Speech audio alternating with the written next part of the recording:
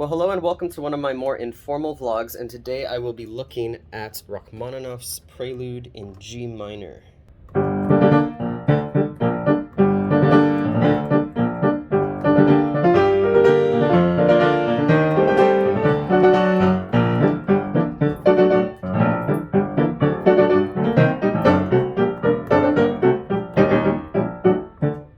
Now, undoubtedly, this is one of Rachmaninoff's more frequently played preludes. I think partially because it has both the march and the lyrical theme in this ABA structure, which makes it quite simple for the listener to catch on to what's happening.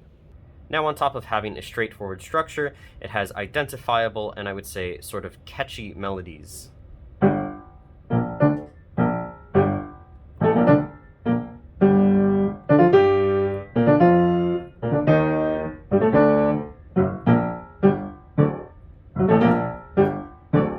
And then in the lyrical section,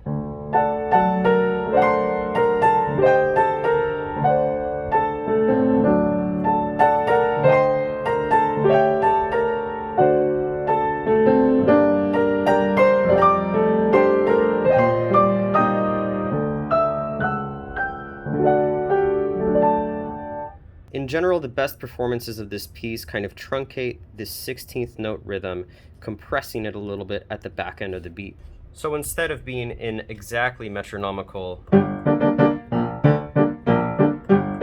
it becomes more of... The idea is that the melody is emphasized and the surrounding rhythmic motif is sort of clipped short. You can hear this in recordings by Horowitz, Richter, and of course in Rachmaninoff's own recording of himself playing this piece. However, what you don't want is for the general pulse of the piece to be speeding up and slowing down. So it needs to maintain a very consistent tempo, while at the same time having the rhythms inside a little bit elastic and a little bit unpredictable.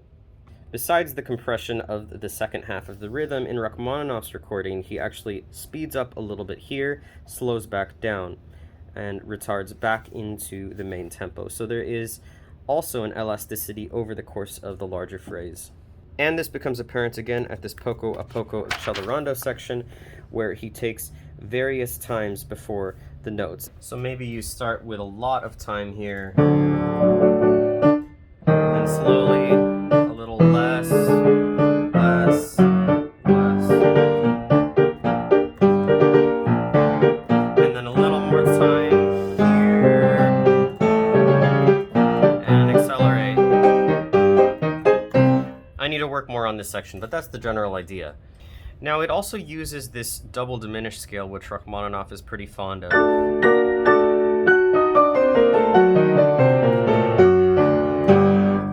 I talked about the use of Rachmaninoff's double diminished in my previous Rachmaninoff 3 vlog, but there it's used in a similar context of a dominant prolongation, where you're holding on,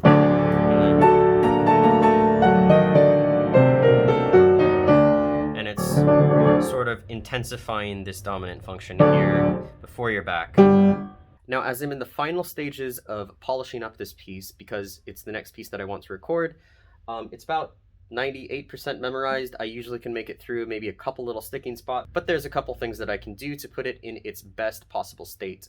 Two things that I'm trying to emphasize in my practice are the tightness and consistency of the rhythm, and also the quality of the legato. When you have repeated notes, usually you can change fingers, but you can't really do that if it's a chord.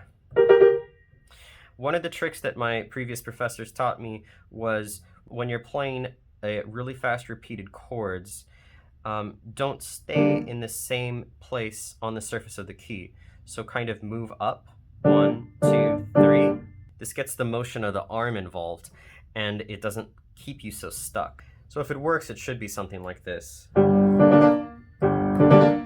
So in my practice over the next several days, what I'm going to be doing is sort of ignoring this and practicing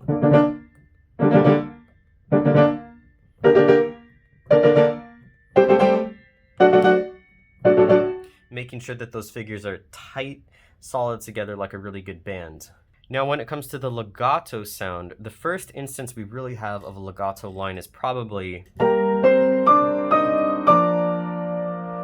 Now I haven't really been able to figure out why he starts with all octaves in the right hand and then later switches to having an occasional single note.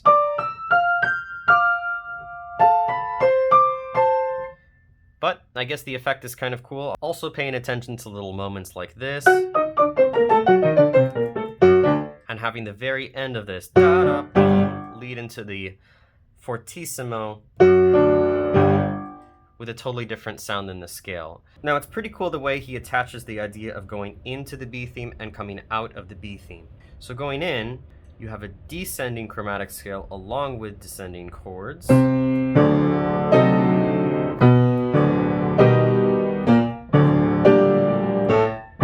So the chords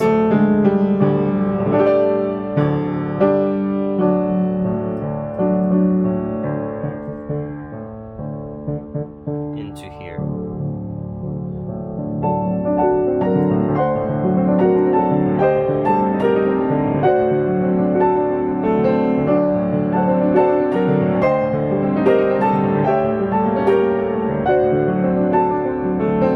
Just a gorgeous theme, one of the really beloved melodies of Rachmaninoff. Not just the melody, but the way he introduces the counter melodies.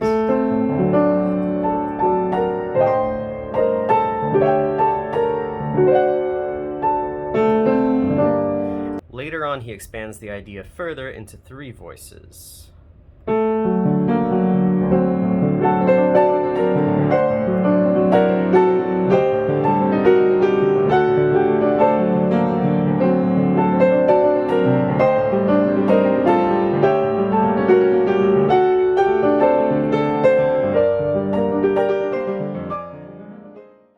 Now, one of the things that I'm attempting to do is to have a very nice legato line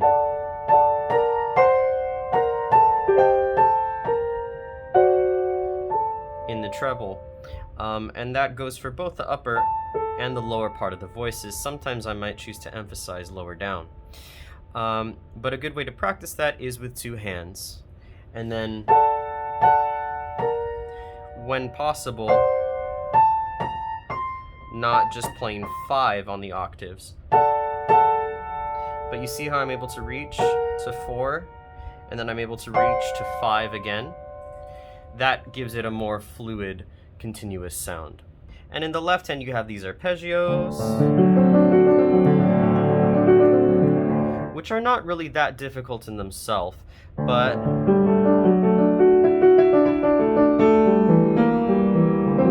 just being aware of when it changes from accompaniment into melody. And these little places in between, so that everything flows. I actually posted a short clip of me practicing this B section on Instagram, and someone said in the comments that this part makes them think of a journey through the universe. And I really liked that idea and that imagery of something coming out of this really earthy, march-like sound into something more lyrical and suspended. But coming out of the B theme and back into the A theme, you have this accelerando accompanied by an upward movement of chromatic scales and chords leading back into the A theme. A large chunk of this A theme is played verbatim as it is in the first part of the piece until you get to this section, which is the start of a short coda leading to the end. And if you check out what's happening in the bass here, G, G, G, G, returns to G. There's a lot of G. He's really trying to establish the tonic and get back to home base with a little bit of deviation, but always returning. So you've got this pedal point, and then these chords. But the chords, again, are just emphasizing that tonic.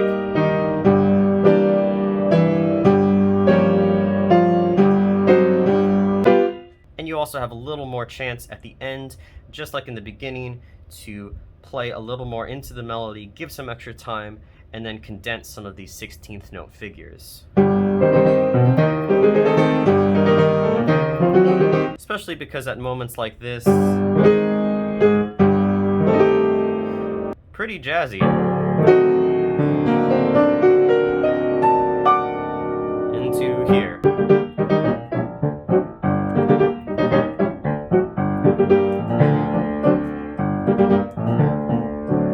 and finally at the end, this really light and leggero, almost like that marching band is fading into the distance.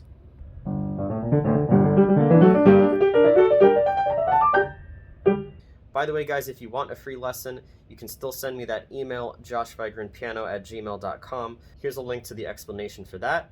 Also got the next episode of the Rock 3 series coming out soon, so stay tuned and I will see you guys in the next video.